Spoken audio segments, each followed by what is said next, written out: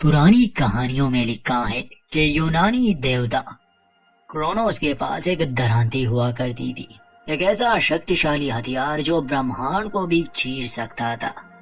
उसकी मदद से क्रोनोस ने जमीन में गड्ढा बनाया, एक ऐसा रास्ता जो धरती को स्वर्ग से मिलाता था, ताकि जिन चीजों को हम नहीं जानते उनको हमसे दूर रखा जाए और दुनिया ऐसे ही किसी चीज के इंतजार में थी। ये थे रॉयल एबट नामी व्यक्ति के शब्द जो हमें इस कहानी के पहले भाग में सुनाई देते हैं।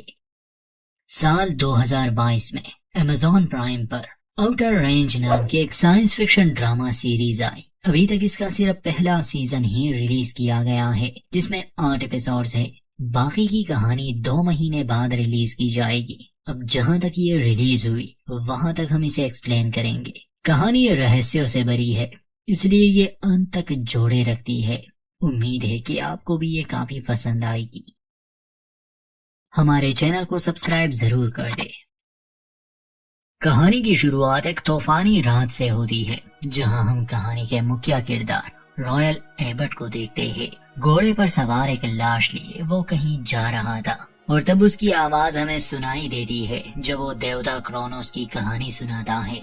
फिर वो एक जगह रुका, उस लाश को कंधों पर उठा लिया और एक गहरी जगह में फेंक दिया। तभी उस पर रोशनी पड़ी जैसे कोई उस पर नजर रखे हुए था। सीन यही कट और अब हमें 3 दिन पीछे ले जाया जाता है। वायोमिंग स्टेट के काम से दिन से शुरुआत होती है, जहां हम एबट परिवार से मिलते हैं। ये परिवार यहाँ एक केटल रेंज का मालिक है, यानी कि ये जानवर पालते हैं। इनके पास एक बड़ी जमीन है। रॉयल एबट, उसकी पत्नी सिसिलिया, इनके 2 बेटे। बड़े बेटे का नाम पेरी और छोटे का रेड है। पेरी शादीशुदा है, मगर पिछले कुछ महीनों से उसकी पत्नी लापता है। पेरी की एक बेटी भी है, एमी। इस परिवार को जानना और समझना इसलिए जरूरी है क्योंकि असल में ये कहानी इन्हीं की है।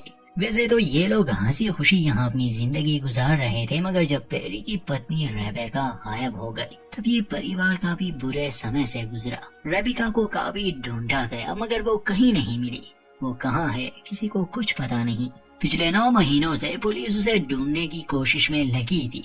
वैसे रेबेका के जाने का दुख तो सभी को था, मगर पेरी और एमी को सबसे ज्यादा दुख झेलना पड़ा। तो कहानी पर आते हैं। सुबह होती है, एबट जाग चुका था। वो जानवरों को देखने चला गया, मगर आज रॉयल को कुछ अजीब सा महसूस हो रहा था। कुछ समय के बाद वो घर लौट आया, जहाँ सभी जाग चुके थे और नाश्ते के लिए बैठे थे। रॉयल की घड़ी खराब हो चुकी थी। उसे लगा काफी वक्त है, मगर ऐसा नहीं था। सिसिलिया एक धार्मिक औरत थी और परिवार में सिर्फ वही एक धार्मिक थी और बाकी परिवार वाले इसलिए चर्च जाते क्योंकि वो रिवाजों से बंधे थे। रॉयल का नजरिया अलग था। उसे लगता था कि कोई ईश्वर है ही नहीं, और अगर है भी तो वो रॉयल को तो बिल्कुल पसंद नहीं करता। तो उसके लिए ये बातें बेमतलब थी। अब रॉयल की सोच ऐसे क्यों थी ये आगे कहानी में पता चल जाएगा। रात को हम देखते हैं कि पूरा परिवार एक बुल राइडिंग कंपटीशन में जाता है, क्योंकि रेड ने उस कंपटीशन में हिस्सा लिया था। लेकिन आज रात रेड का प्रदर्शन अच्छा नहीं था, इससे वो काफी निराश था क्योंकि अब उसे खेल से निकाल दिया गया। रॉयल उसे विश्वास दिलाता है कि वो अगली बार अच्छा करेगा। वहीं पर मारिया नाम की एक स्पेनिश लड़की भी थी जो रेड को देखकर मुस्कुरा रही थी। वैसे तो ये दोनों हाई स्कूल में एक साथ ही थे, मगर कभी दोस्त नहीं बने। मारिया भी इसी टाउन की है और यहाँ के बैंक में जॉब करती है। खैर, घर आने पर छोटी एमी सिसिलिया से पूछती है कि आप और दादाजी कैसे मिले थे। सिसिलिया बताती है कि तुम्हारे दादा किसी कारण से बचपन में ही घर छोड़कर भाग गए थे, फिर वो मेरे पिता को मिले। मेरे पिता ने उन्हें घर में जगह दी और धीरे धीरे वो हमारे परिवार का हिस्सा बनते गए। उनके आने से मुझे ऐसा लगा जैसे मुझे हमेशा उन्हीं का इंतजार था।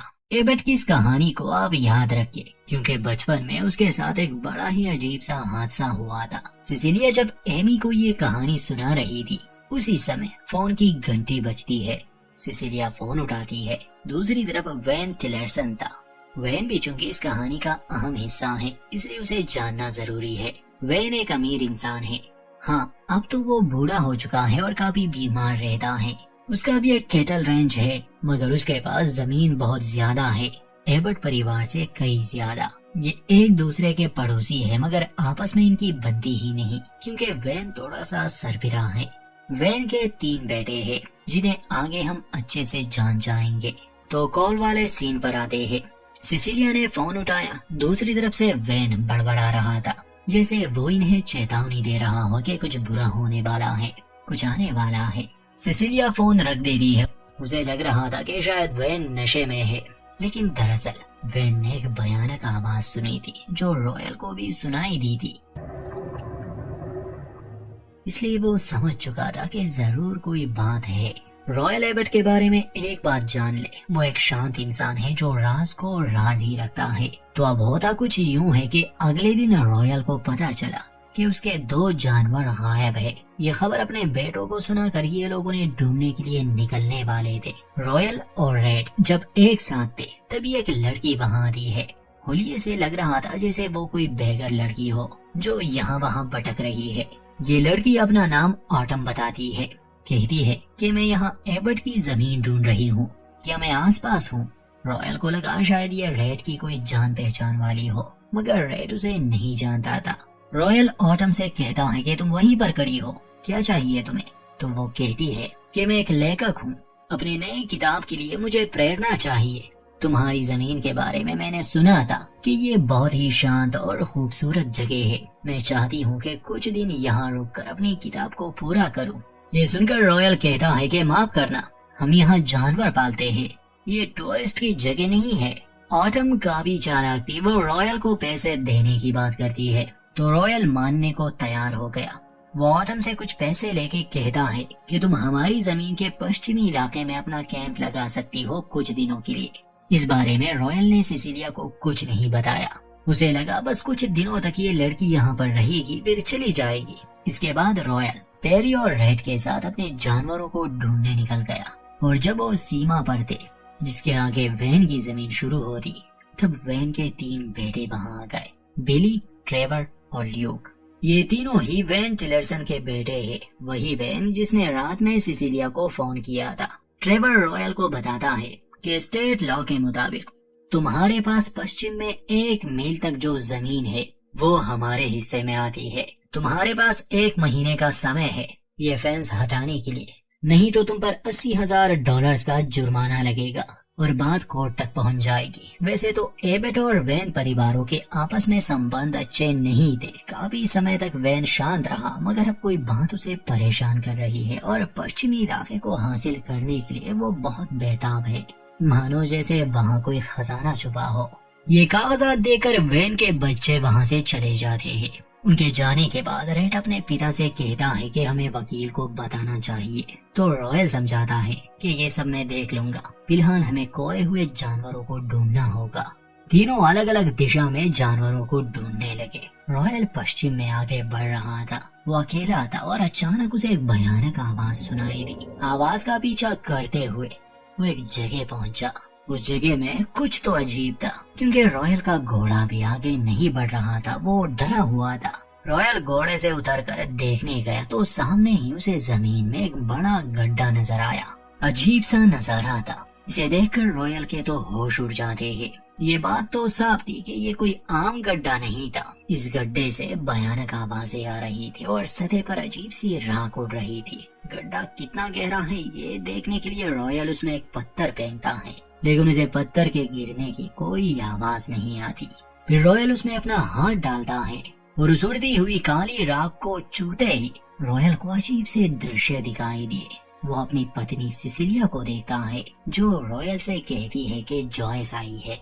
रॉयल तुरंत ही उस गड्ढे से अपना हाथ निकालता है। काफी डरा हुआ था वो। तुरंत वो घर लौट आया। अजीब बात थी कि सब वैसे ही हो रहा था जैसे उसने विजन में देखा था। सिसिलिया सामने खड़ी थी, उसे कहती है कि जॉयस मिलने आई है। रॉयल घबराया हुआ था, वो उस गड्ढे की बात को राज ही रखता है। घर पर ऑफिसर जॉयस आई थी उन्हें बताने के FBI रेबिका के केस को बंद कर रही है।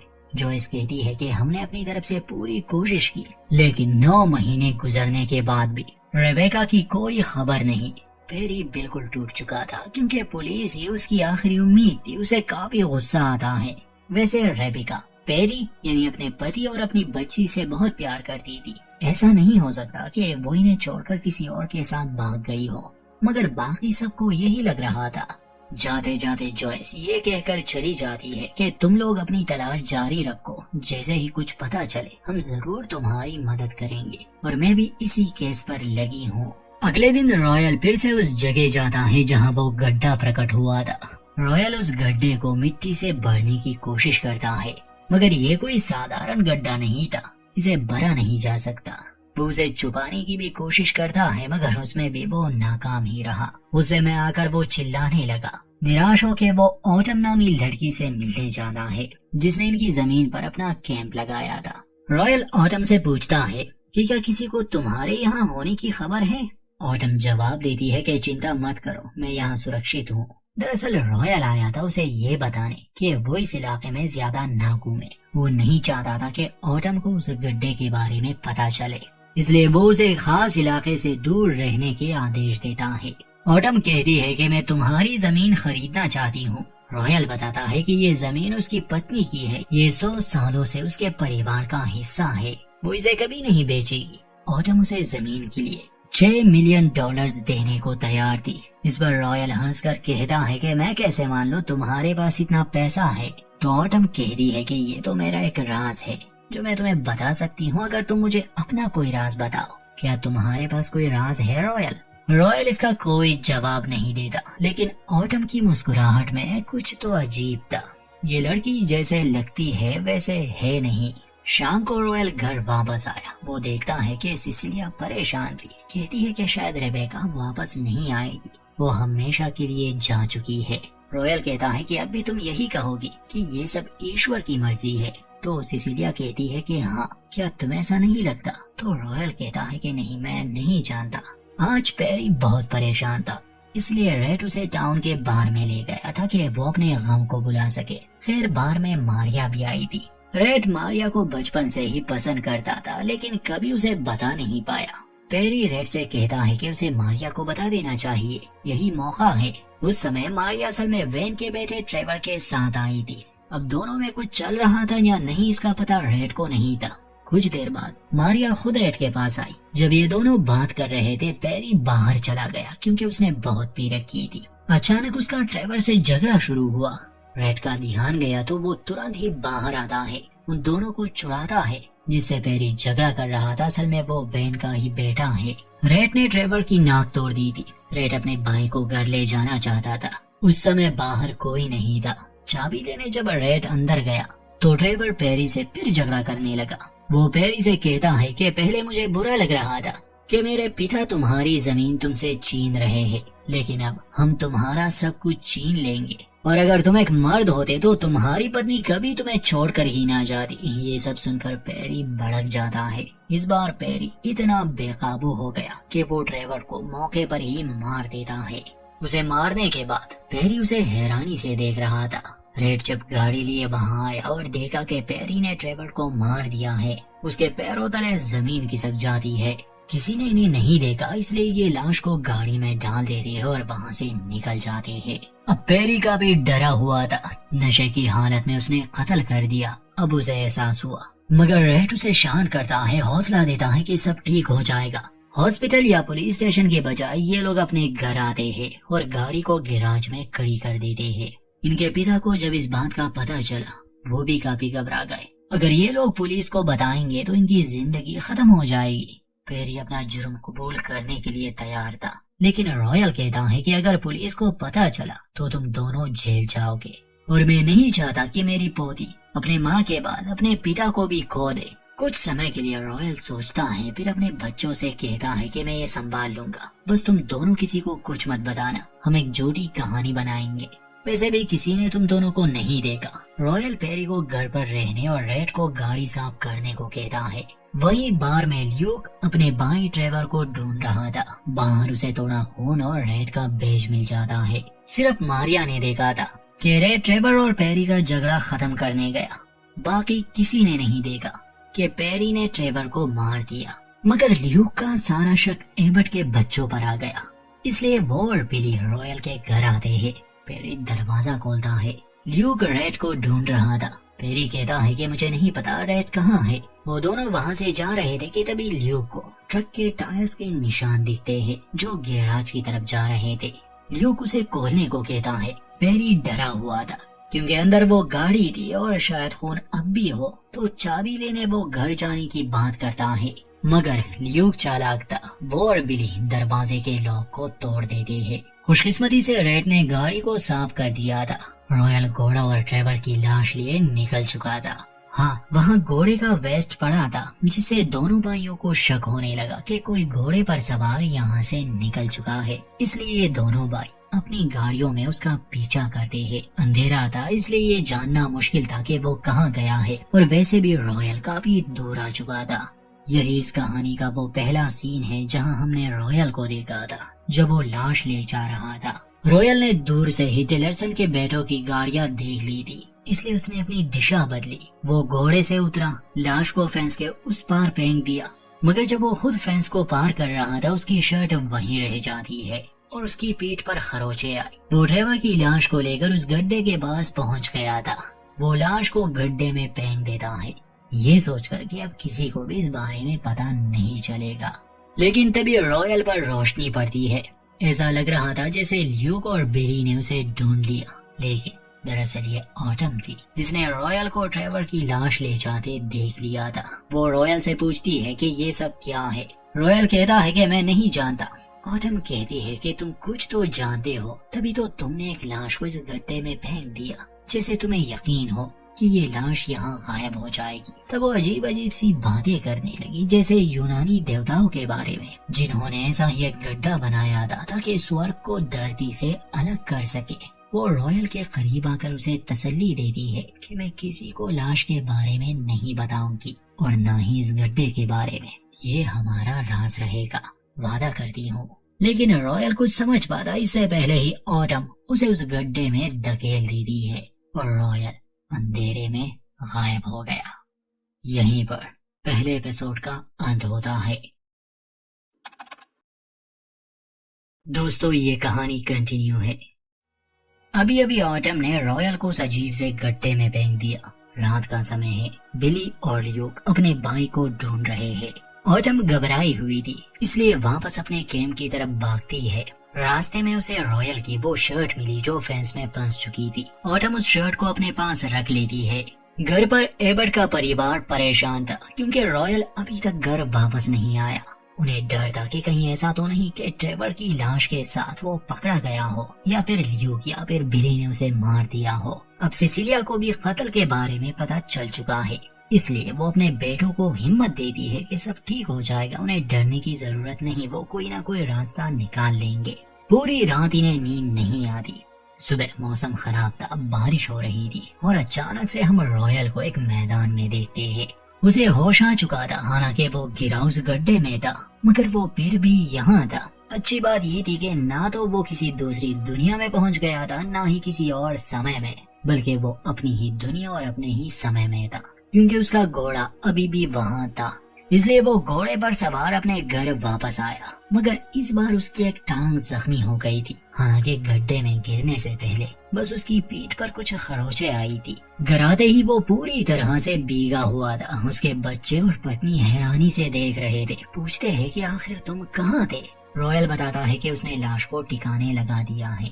पेरी पूछता है कि क्या लाश हमारे जमीन पर है, तो रॉयल जवाब देता है कि ये सब सोचने की जरूरत नहीं, जरूरी ये है कि वो लाश अब जा चुकी है, वो किसी को नहीं मिलने वाली। अब कल से हम हमेशा की तरह अपना काम करेंगे ताकि किसी को हम पर शक ना हो। रेड पूछता है कि उस लड़की का क्या, जिस पर सिसिलिया और पेरी हैरान थे क्योंकि उन्हें ऑटम के बारे में नहीं पता था। पेरी पूछता है कि कहीं उसने आपको देखा तो नहीं। रॉयल कहता है कि नहीं। तब सिसिलिया कहती है कि उस लड़की को मेरे जमीन से बाहर निकालो। इतने में छोटी एमी भी जाग गई। पूछती है कि आखिर हो क्या रहा है। वो लोग उसे कुछ बताना नहीं चाहते थे। रॉयल के पैर से खून बह रहा था। एमी कहती है कि ये कैसे हुआ। रॉयल समझाता है कि वो ठीक है, उसे बस हल्की सी चोट आई। असल में रॉयल के पैर को गोली चूकर निकल गई थी। हालांकि ये गोली उसे तब नहीं लगी थी जब एमी ने उसे गड्ढे में फेंका था। तो सोचने वाली बात ये है कि फिर ये जख्म उसे आया कैसे। सिसिलिया जब उसके जख्म को सी रही थी वो पूछती है कि कहीं ल्यूक ने तुम्हें देखा तो नहीं, तो रॉयल कहता है कि नहीं, और गोली भी उसी ने चलाई अंधेरे में। मैं खुशकिस्मत था जो बच गया। अभी तक रॉयल ने सबसे सच्चाई छुपाई है। अब अगले दिन हम देखते हैं जॉयस को। वैसे ऑफिशियली वो एक्टिंग शेरिफ है। 28 दिनों में इलेक्शन होने वाले हैं। अगर लोगों ने उसे चुना तो वो यहाँ की शेरिफ बन जाएगी। जो भी हो, मगर फिलहाल इस इलाके का कंट्रोल उसी के पास है। तो ल्यूक ने उसे अपने घर बुलाया था ट्रेवर के केस में, और उसे टेलरसन के यहाँ जाते रेड देख लेता है, जिससे वो चिंतित हो गया। वैसे टेलरसन परिवार काफी अमीर था, वो किसी को भी खरीद सकते थे, मगर जॉयस अलग थी, वो बहकावे में नहीं आती। ल्यूक उसे वो भेज देता है कि इस पर खून लगा है, इसकी जांच करो। जॉयस बताती है कि ये इन्वेस्टिगेशन का तरीका नहीं, हम इंतजार करेंगे, शायद तुम्हारा भाई खुद ही कहीं जा चुका हो, वो लौट आएगा या फिर उसकी कोई खबर आएगी। ल्यूक को गुस्सा आता है क्योंकि उसे कुछ गड़बड़ लग रही थी और शक सारा का सारा एबर्ट परिवार पर था। खैर, जॉयस उसे तसल्ली देकर चली गई। अगर उसके भाई का 2-3 दिनों में पता ना चला तो वो उसे ढूंढने की हर मुमकिन कोशिश करेगी। इसके बाद हमें डरा हुआ रेड दिखाया जाता है, जो कल रात वाले हादसे से काफी परेशान था। वो मिलने जाता है मारिया से, जो कि बैंक में काम करती थी। रेड उससे कल रात के लिए माफी मांगता है, जिस पर मारिया कहती है कि कोई बात नहीं, ट्रेवर मुझे खास पसंद भी नहीं था। असल में रेड बात छुपाने की कोशिश कर रहा था, क्योंकि झगड़ा खत्म करते समय मारिया ने इन्हें देखा था, कत्ल करते हुए नहीं, बस झगड़ा करते हुए। फिर वो रेस्टोरेंट में चली गई। रेड उसे कहता है कि अच्छा होगा वो टेलरसन को इस बारे में नहीं बताए, और मारिया यकीन दिलाती है कि वो नहीं बताएगी। मारिया रेड को बधाई देती है कि वो फिर से बुल राइडिंग में हिस्सा लेगा, क्योंकि जो प्लेयर रेड से कुछ पॉइंट्स आगे था वो किसी गैर कानूनी धंधे के लिए अरेस्ट हो गया, और अब रेड को उसकी जगह मिल गई। ये सुनकर रेड हैरान भी था, खुश भी, क्योंकि उसे नहीं पता था, और उसे पता कैसे होता, ये लोग तो एक कत्ल को छुपाने में व्यस्त थे। रेड मारिया को डिनर पर ले जाना चाहता था, और मारिया भी रेड को कहीं न कहीं पसंद करती थी, इसलिए वो मान जा रही है। वहाँ एबर्ट परिवार में सिसिलिया को वो कोर्ट पेपर मिल जाते हैं, जिसमें टेलरसन ने 600 एकड़ की जमीन पर दावा किया। गुस्से में वो रॉयल के पास आती है, कहती है कि तुमने अभी तक मुझे इस बारे में बताया क्यों नहीं। रॉयल समझाता है कि मैं वैन से बात करने जाऊंगा, हम अपने वकील से भी मिलेंगे, इसका कोई ना कोई हल निकल आएगा। वो मुंह उठाकर ऐसे ही हमारे जमीन को नहीं हड़प सकता। वैसे तो रॉयल अकेले जाने वाला था, मगर सिसिलिया के कहने पर वो पेरी को भी अपने साथ ले जाता है, क्योंकि वो काफी दुखी था। रास्ते में रॉयल अपने बेटे को समझाता है कि वो ज्यादा इस बारे में सोचे ना, वो भी नशे में था, ट्रेवर भी नशे में था, बात बिगड़ गई, बस ये एक हादसा था। मगर पेरी का जवाब होता है कि मुझे हादसों पर विश्वास नहीं। उसका मतलब था कि जो भी किया उसने किया, सारी गलती उसकी थी। ये दोनों अपने लॉयर से मिलने जाते हैं। जब वो केस फाइल्स को देखता है, पता चलता है कि सब पुराने नक्शों की गलती है, मॉडर्न नक्शों में जमीन का अच्छे से हिसाब मौजूद है। तो अगर टिलरसन जमीन पर दावा करते हैं तो कोर्ट उन्हीं के हक में फैसला सुनाएगी। वकील भी रॉयल को मशवरा देता है कि तुम्हें वो जमीन उसे दे देनी चाहिए। टिलरसन कभी हारते नहीं, मगर रॉयल को उनसे नफरत थी, और इतनी आसानी से वो अपनी जमीन देने के लिए तैयार ही नहीं था, क्योंकि 3 पुश्तों से ये जमीन उनके पास थी। इसके बाद रॉयल मिलने जाता है खुद वैन से उसके घर। वो उसके सामने एक प्रस्ताव रखता है कि मैं तुम्हें 200 एकड़ जमीन दक्षिण में दे दूंगा, मगर वैन को सिर्फ पश्चिमी जमीन ही चाहिए थी। वैन अपनी जिद पर अड़ा रहा, कहता है कि वहाँ मेरी जवानी की यादें हैं, पर असलियत कुछ और ही थी, मानो जैसे वो जानता हो वहाँ कुछ खास है। रॉयल उस जमीन को किसी भी हाल में देने वाला नहीं था, और अब वो बुरा बसा। वहाँ ऑटम आसपास के इलाके में घूम रही थी। वो जंगल में चली जाती है, जहाँ एक पत्थर पर उसे निशान मिलता है, और उस निशान को देखकर वो काफी हैरानी से खड़ी थी। उसके गले में एक लॉकेट भी है जो बहुत खास है। तभी छोटी एमी वहाँ आती है। असल में वो हाइकिंग पर आई थी। दोनों एक दूसरे से मिलते हैं, कुछ बातें होती है। परेशान रॉयल ऑटम के टेंट में गया, वो उसकी तलाशी लेता है। वहाँ उसे पत्थरों के कुछ नमूने मिल जाते हैं, और जब रॉयल टिलरसन के यहाँ गया था, वहाँ उसे एक माइनिंग कंपनी का कार्ड भी मिला था। रॉयल समझ चुका था कि ऑटम कोई लेखक नहीं है, वो इस जमीन के बारे में कुछ तो जानती है, और वो किसी खास मकसद से ही यहाँ आई है। रॉयल को वहाँ अपनी शर्ट मिली, जिसे वो लेकर उस गड्ढे में फेंक देता है। दोपहर के खाने पर वो अपने परिवार से कहता है कि हम जानवरों को दक्षिण में ले जाएंगे। वो काफी गुस्सा और निराश लग रहा था। कहता है कि मैं खाने से पहले प्रार्थना करना चाहूंगा। जो सुनकर सभी चौंक जाते हैं क्योंकि रॉयल ईश्वर में विश्वास नहीं रखता। खैर, रॉयल ईश्वर से प्रार्थना करता है कि हमने जो भी पाप किए हैं उसके लिए हमें माफ कर दे और ट्रेवर की आत्मा को शांति दे। हमें नहीं पता हमारे साथ ये सब क्यों हो रहा है। ये कहते हुए वो भड़क जाता है और ईश्वर को ही कोसने लगता है। कहता है कि आपने ये अजीब सी दुनिया बनाई और खुद को हमसे छुपाए रखा। मैं तो ये भी नहीं जानता कि आप हो भी या नहीं, क्योंकि आपके और हमारे बीच बहुत दूरी है और मैं चाहता हूँ कि आप उस दूरी को खत्म कर दे और यहाँ आकर हमें बताए कि आखिर हमारे साथ ये सब क्यों हो रहा है। लेकिन मैं इतना जरूर जानता हूँ कि मुझे आपसे नफरत है। तब तक एमी भी वहाँ आ जाती है। वो बताती है कि आज मैं जंगल में एक लड़की से मिली। रॉयल समझ जाता है कि वो ऑटम की बात कर रही है।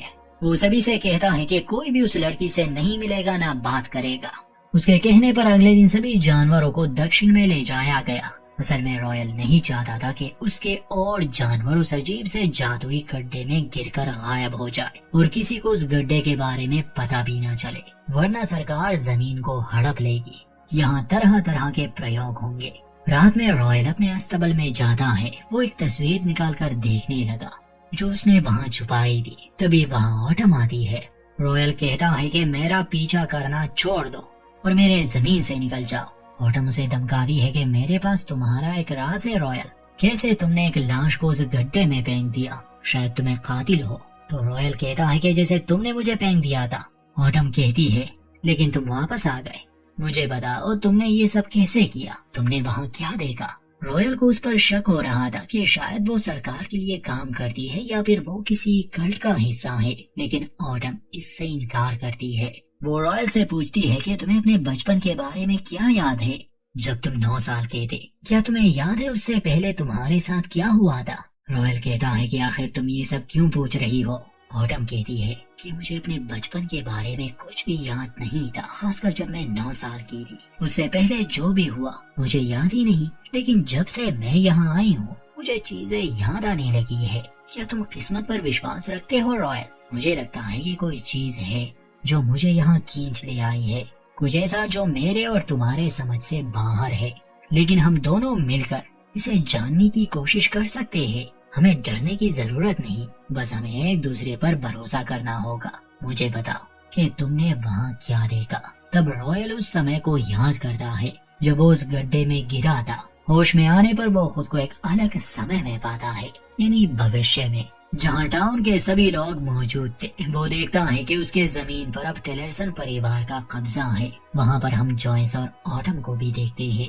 वहाँ पर बड़ी बड़ी मशीनें लगाई गई थी जो जमीन से ऑयल निकाल रही थी। तभी सिसिलिया उसके पास आती है। वो रॉयल से कहती है कि तुम 2 साल पहले ही मर चुके हो, तुमने मेरे बाहों में ही दम तोड़ दिया था।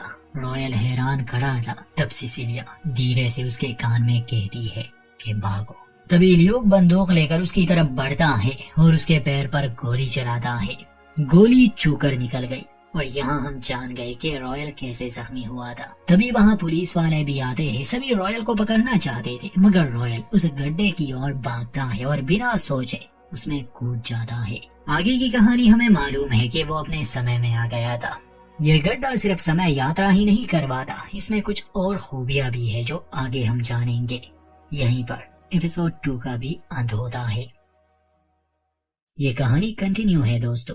चैनल के साथ जुड़े रहिए और इसे लेकर अपनी राय जरूर दें।